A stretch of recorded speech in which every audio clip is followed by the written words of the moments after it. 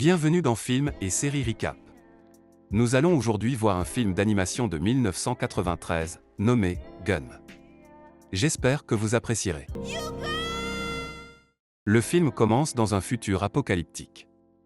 Les humains vivent maintenant en deux catégories, ceux vivant sur Zalen, une ville flottante tenue par des câbles, profitant des meilleures ressources de la Terre, considérée comme un paradis, et la Terre, pleine de déchets, polluée, vivant pour Zalem, des restes de Zalem.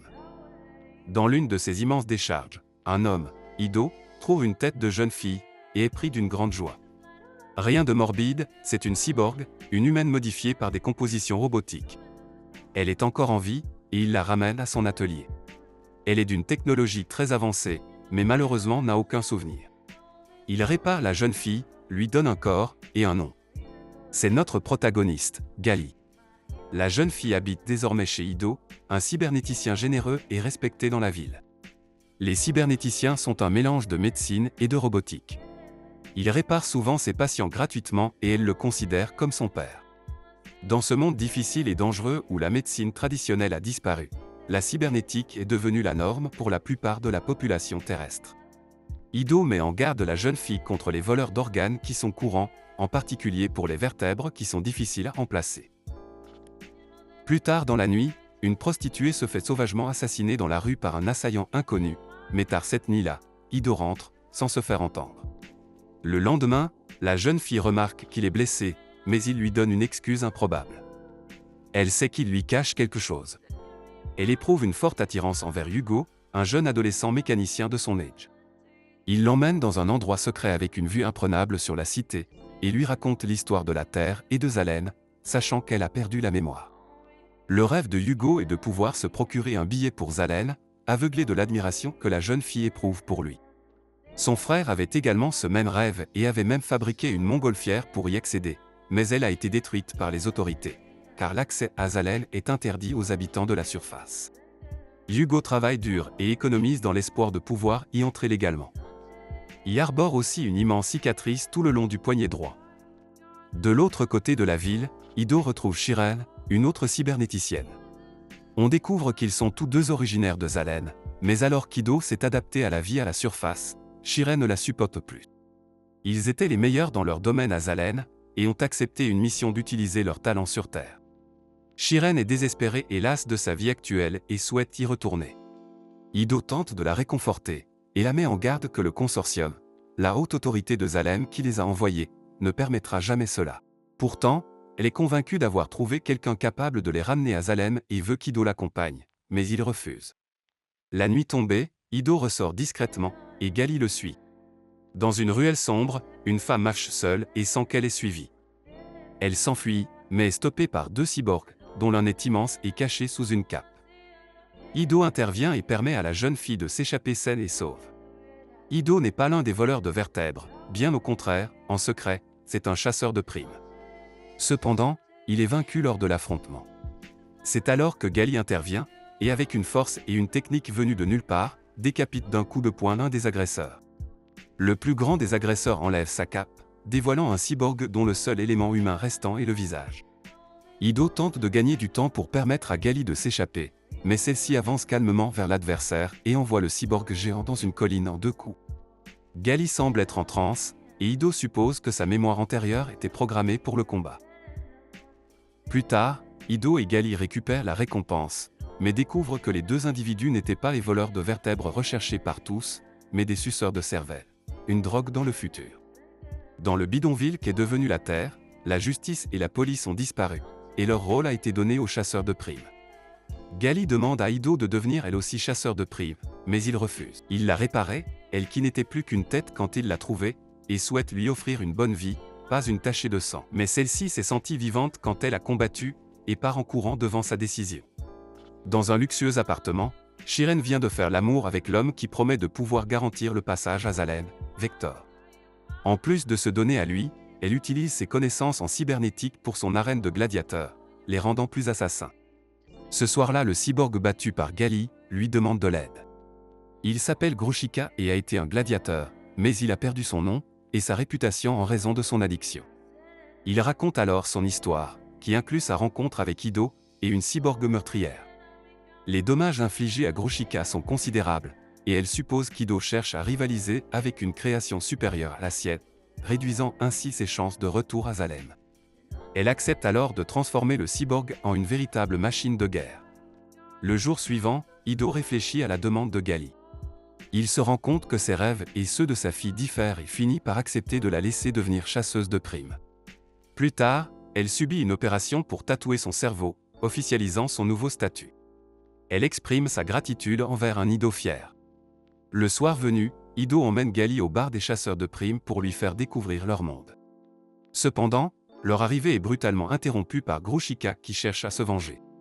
Ayant été réparé par Shiren, le cyborg est désormais encore plus imposant et agressif qu'avant. Il tue le chien de Gali pour la provoquer, laissant la jeune fille sous le choc et incapable de réagir. Malgré la demande d'aide d'Ido, les autres chasseurs de primes sont figés par la peur. Alors, Gali se relève, couverte du sang de son animal de compagnie, et dessine des marques de guerre sur son visage. Elle est bien décidée à finir Grouchika pour de bon cette fois-ci. À l'autre bout de la ville, dans une ruelle sombre, les deux voleurs de vertèbres ont fait une nouvelle victime. L'un des voleurs se démasque, c'est Hugo. Pour pouvoir se payer son entrée à Zalen, il est prêt à tout. Seuls tous les deux contre le cyborg, Shiren apparaît soudainement. Elle s'est déclarée ennemie d'Ido depuis qu'il a refusé de la suivre dans son projet de retourner sur Zalem. Elle ne veut pas se faire dépasser par Ido et sa création, et est venue s'assurer que Gali soit détruite. Le combat commence et Grouchika utilise maintenant des tentacules gigantesques et très tranchantes pour attaquer Gali. Celle-ci a du mal à les éviter car elles ont une grande portée et sont très rapides. Malgré cela, Gali ne se décourage pas et en utilisant son ultra instinct, elle débloque une technique redoutable qui rend son poing aussi puissant qu'un boulet de canon. Elle commence par désarmer son adversaire avant de le finir en le coupant en deux d'un seul coup. Le cyborg explose. Shiren, devant sa défaite, montre son désespoir. Elle aussi est prête à tout pour retourner à Zalem. Ido et Gali s'en vont. Celui-ci la congratule, maintenant rassuré sur sa capacité à se défendre seule, ainsi que son futur dans ce monde horrible, mais aussi en tant que chasseuse de primes. Durant une autre nuit, Hugo poursuit son dangereux périple en tant que voleur de colonne vertébrale dans une partie éloignée de la ville, mais il est interrompu dans sa fuite par Vector, un homme d'affaires puissant de la ville qui a la réputation de pouvoir garantir le passage à Zalen, moyennant une somme exorbitante. Vector tue le cyborg dont la moelle a été volée, contre l'avis de Hugo, et emmène ce dernier dans son bureau où il lui sert de l'alcool et lui propose une association plutôt que de l'envoyer sur Zalem. Il connaît l'activité illégale de Hugo et lui a vendu le rêve de passage à Zalem il y a 3 ans. Aujourd'hui, Hugo est désormais proche des 10 millions nécessaires pour acheter le billet. Hugo refuse, étant convaincu qu'il atteindra bientôt la somme nécessaire et ne veut rien d'autre que cela. Il ramène Hugo chez lui après l'avoir rendu ivre. Gali, qui s'inquiétait de ne pas voir Hugo revenir, est présente sur place. Instinctivement, elle ne fait pas confiance à Vector. Hugo lui explique sa relation avec l'homme. Gali décide de l'aider à réunir la somme manquante pour acheter son billet pour Zalem. Les choses tournent mal pourtant. Alors que Gali passe ses nuits à chasser les criminels et à économiser chaque sou, Hugo continue en secret le vol de vertèbres. Un soir, il est attrapé par un chasseur de primes. Son partenaire meurt dans l'attaque, mais permet à Hugo de s'enfuir. Malheureusement pour lui, maintenant son identité est maintenant découverte. Hugo contacte Vector pour demander de l'aide. Il lui ordonne de venir à son bureau avec son argent. Son départ devra se faire au plus vite. Shiren, toujours aux côtés de Vector, pour obtenir elle aussi son pass, est ordonnée par celui-ci de ramener Gali, dont les capacités hors du commun lui sont arrivées à l'oreille. Il souhaite la faire combattre en tant que gladiateur, et compte faire pression en utilisant la situation de Hugo. Du côté de Gali et Ido, l'AVI de recherche de Hugo est maintenant publique pour vol et meurtre. Sa tête est mise à prix, à un fort montant. Il est désormais l'homme le plus recherché de la ville. Gali se presse pour le retrouver au plus vite, suivi discrètement par Shiren. Elle le retrouve dans son endroit préféré. Elle le prévient de sa situation. Il assure qu'il n'a tué personne, et qu'il a confiance en Vector. Il est obstiné, et demande à Gali de s'en aller pour la protéger. Elle lui déclare son amour, et après un petit pushing, il lui confesse aussi son amour, et les deux échangent un baiser. Je ressens la même chose que toi. Je t'aime aussi. Cachés dehors, Shiren les entend, et sourit devant la pureté des deux adolescents. Gali demande à Hugo de lui expliquer l'immense cicatrice qu'il a sur la poignée. Il lui raconte que sa main droite est en réalité la main de son grand frère. À la disparition de leurs parents, lui et sa femme se sont occupés de lui. Ils étaient heureux.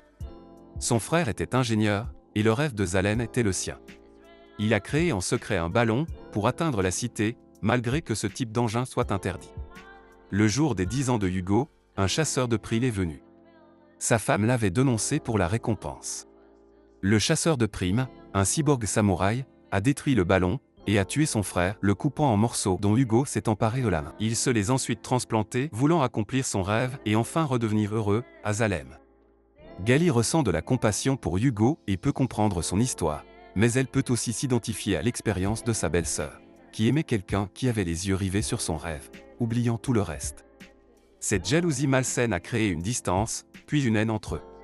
Dehors, Shiren comprend également cette situation. Hugo rit en entendant cela et lui demande si elle va le tuer parce qu'il rêve de Zalem. Gali répond que c'est le contraire et qu'elle va l'aider. Elle ira déposer le reste de l'argent chez Vector pour qu'il l'envoie à Zalem. Contrairement à sa belle-sœur, elle ne laissera pas un rêve la séparer de l'homme qu'elle aime. Elle lui donne tout son argent et l'enverra sur Zalem, puis le rejoindra plus tard. Les adolescents font réfléchir Shiren à l'extérieur de leur cachette. Elle est Nido, et l'avait suivi dans son rêve d'aider la planète en quittant Zalem, mais avait fini par le haïr quand son rêve était devenu plus important qu'elle. Les paroles de Gali l'ont éclairée sur ce qu'elle souhaite vraiment. Plus tard, Hugo revient à la planque avec le reste de l'argent. Ça y est, il touche enfin au but. Derrière lui pourtant, un chasseur l'a retrouvé. Gali entend un cri à l'extérieur. Elle sort paniquée et voit à terre le corps ensanglanté de Hugo. Devant le corps, le chasseur de primes samouraï, qui avait aussi tué son frère. Gali se confronte au samouraï pour venger Hugo. Malgré sa redoutable habileté, le combattant donne du fil à retordre à Gali.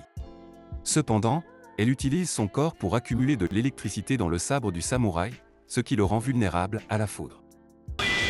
Grâce à cette stratégie, Gali finit par vaincre son adversaire. Gali s'effondre en larmes devant le corps de Hugo et appelle à l'aide, ne sachant pas quoi faire. Shiren apparaît alors derrière elle. Plus tard, Gali arrive à la clinique de Ido en portant le corps de Hugo sur son épaule gauche et sa tête séparée de son corps sur la droite, reliée aux systèmes vitaux de Gali. Elle supplie Ido de l'aider, désespérée de sauver son amour. Après une opération longue et difficile, Ido parvient à sauver Hugo, qui survivra à ses blessures. Il félicite Gali pour son esprit vif qui a permis de sauver Hugo. Elle lui raconte ce qui s'est passé cette nuit-là, y compris l'action de Shiren. Ido est heureux de voir que sa vieille amie utilise ses compétences pour faire le bien. Il lui révèle qu'il vient de Zalem et que Vector leur a menti. À leur insu, Hugo les entend. Zalem n'accepte personne sauf pour les exploiter, et il ne serait jamais parti.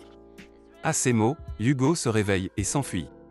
Gali part à sa poursuite, et Ido, dégoûté par les mensonges de Vector, décide de lui rendre une petite visite.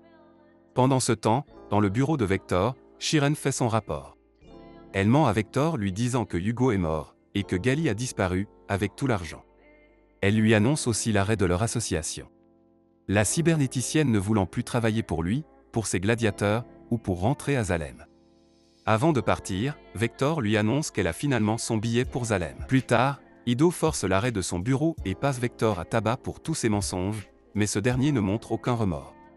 Pendant l'altercation, Ido découvre sur le sol une des boucles d'oreilles de Shiren.